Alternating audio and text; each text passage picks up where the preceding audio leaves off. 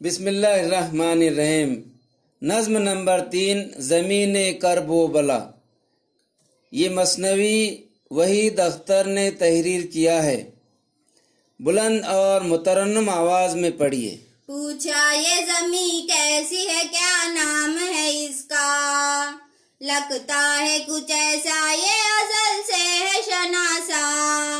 افلاک ستاروں سے گزر آئے سبق پا، یہ ذرے ہے کیسے کہ قدم اٹھ نہیں سکتا، آواز کائی یہ زمیں کرب بلا ہے، انسان کی معراج یہی خاک شفا ہے، یہ سنتے ہی شبیر کا رخ ہو گیا تابا، فرمایا کہ لو مل ہی گئی منزل جانا، باندھا تھا اسی خاک سے خونے میرے پیما، ہمراہیوں سے بولے یہی کھول دو ساما،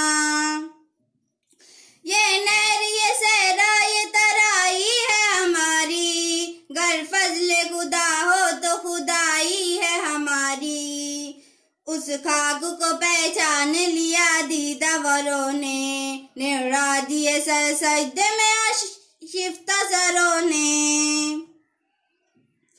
سمجھا صدف اس دشت کو روشن گھروں نے، اسباب سفر کھول دیا ہم سفروں نے،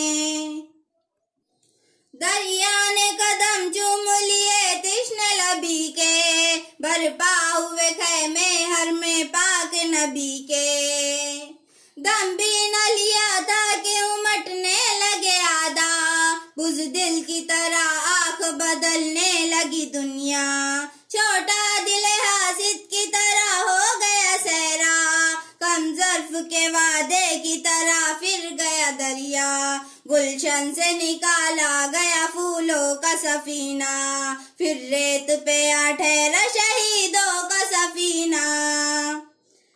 جب کسب کے بیت سے کیا صدق نے انکار، سوداگر کو جسم پہ سجنے لگے ہتھیار، میدان میں لگے اسلحے جنگ کے انبار، شرحق کے مقابل ہوا آمد پیکار، خوابیدہ ضمیروں نے کیا جبر سے سودا، بیداری ایمان نے کیا صبر سے